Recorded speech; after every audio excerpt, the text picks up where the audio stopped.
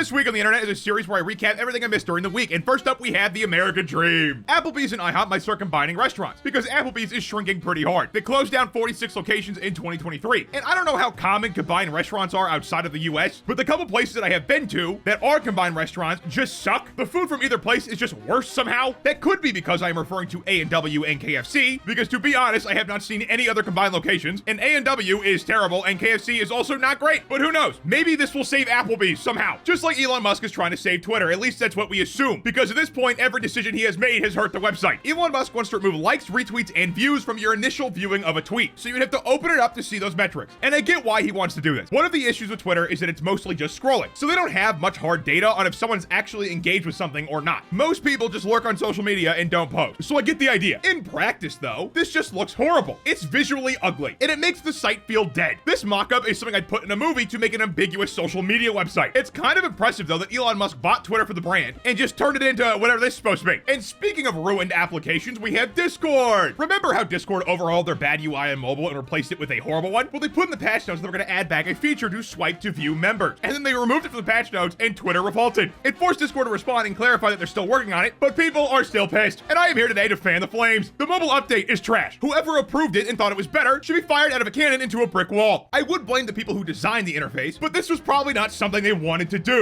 It was probably some clueless executive who saw the Skype app and insisted it was better. Next topic is HellDivers 2. I know I have talked about this game every week, but I just wanted to take a second and encourage the game devs to talk down to Redditors. A dev at Arrowhead Studios made this Reddit post, basically saying, let me do my job, you're on a game dev. There was nothing really wrong with this comment. I think one of the reasons gamers are so entitled is because we shut down this kind of comment from a studio, and they say they took action internally to educate their developers. And I'm not saying go send hate to the studio for educating the developer, because they're just trying to get people to shut up. But this dev really did nothing wrong, and if you're offended, you suck at games, go outside. Seriously, I have had to stop looking at subreddits for games because all they do is complain. It doesn't matter what game you're playing, they all complain about everything and anything. It is literally best to ignore Reddit's feedback because it is nonsense. And I get that moderators of these subreddits are balancing toxicity and letting people speak, but I think gaming subreddits have to do something because it is actually really bad. I think it turns people off to the games. I think it makes people angry over literally nothing. It's like, it needs to be cut down. I shouldn't go to your subreddit and immediately wonder why you're all miserable, okay? But next up, we have FaZe being bought back by FaZe Banks, and apparently they're gonna stop content creation, which I think is really weird, especially since they're gonna focus on esports instead. I honestly don't know much about esports. I just know most of it is in a bad spot, so I asked Strixo if it was a bad idea, and apparently CSGO esports just makes buku bucks, and that's probably all they need. Basically, with CSGO esports, if you get a sticker, you get residuals for the sticker. So yeah, you'd make a lot of money in the long run. Personally, I think when it comes to FaZe and content creation, uploading would help them a lot, because none of them actually do that. I get why they'd move to esports. I don't really care either way. I just remember over the last like 3 or 4 years, some members were complaining about how FaZe fell off, and I looked at their socials and wow, I wonder why. But next up, we have the Oppo Air Glass 3. It is a prototype pair of AR glasses that is supposed to basically be a phone on your face. You would need an Oppo phone to use them though, because these glasses do not have a processor in them. They wouldn't look like glasses if they had a processor that was capable of doing a lot of things in them. So I'll never try these because I don't own an Oppo phone, and no one I know owns an Oppo phone, and I can't buy them in the US. I'm hoping someone else makes something similar because they're kind of cool. Next up, we have the Dodge Daytona EV. Now, I've been waiting for this reveal because I like electric cars and muscle cars. And unfortunately, this thing is a stinker. Oh my God. Dodge is known for making land boats, but this thing is 5,800 pounds. It's just too heavy. And yeah, it might be fast in a straight line at a 3.3 seconds 0 to 60, but its competition, the Model 3 Performance, is faster with over 200 less horsepower. The Model 3 is also lighter, so driving dynamics of the Dodge EV will probably be worse in every regard compared to a Model 3, which makes me disappointed because I like the body of the car a lot. My only complaint is that the hood slope is a little too steep, and I am a huge fan of the interior, but this was definitely a miss from Dodge. This appeals to neither gearheads or EV drivers. Oh, and the sound it makes, it's stupid.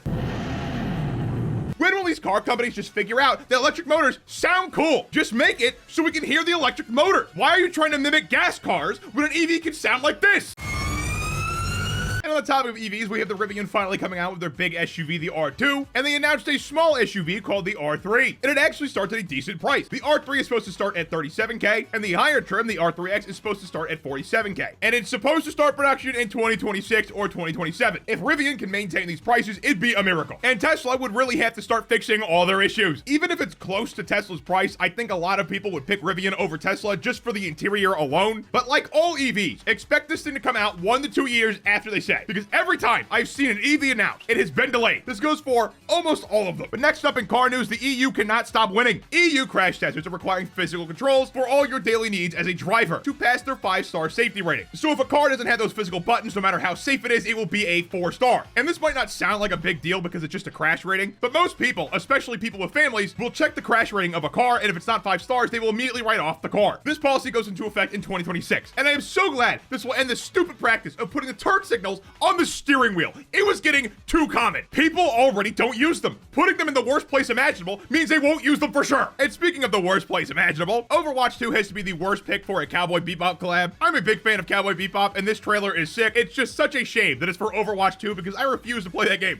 Props to the people who worked on this trailer though, it's great, but I am not playing Overwatch 2. Next up, we have Apple getting a €2 billion fine from the EU. And unfortunately, this €2 billion fine probably doesn't hurt them much since they made over 400 billion last year. Basically, Apple got hit with this fine because they're kind of a monopoly. That's the gist of it. And currently, it's not going to cause issues for Apple. It's literally just a tax of doing business at this point. But if it keeps happening and they keep getting bigger, it might actually become a problem for them. And personally, I kind of hope it does. Guys, I really don't want Apple to control the next generation of technology, which is VR, because they lock too much stuff down. And I hate Macs for that reason. I am fine with an iPhone because I don't use my phone that much. But I hate Mac OS. Everything about the design is meant to be obtuse and unintuitive. And to be fair, the last time I probably used a Mac was in high school, so it's been a while. But looking at videos of the operating system, yep, it's still stupid. And I'm not defending Windows, because Windows is also bad. It's just bad in a way that lets you do things still, at least for me. Who knows? Maybe I'll get fed up with both of them and just start using Linux. Also in Apple news, Epic Games and Apple had a little tussle again. For some reason, Apple banned the Epic Games developer account in Europe, and the EU had to step in and be like, no, actually, you can't do that. You need to reinstate their account. And they reinstated it. And I think it's funny that Apple is so against Epic Games because Fortnite is huge. Apple benefits from Fortnite being on the iPhone. I also applaud Epic Games for attempting to lower Apple's 30% cut of app purchases. I know that it benefits them, and that's why they did it, but it's still way too high, especially for an app store where most apps cost 99 cents. 30% is just too high. Next up, we have Meta, Facebook, Instagram, whatever you want to call it, having a massive outage on Thursday. They still haven't said what caused the issues, but it lasted several hours, which is a little concerning. I didn't hear about this until it was over because I don't use any of these apps, so it was kind of funny just seeing random tweets of, is Facebook down on Twitter?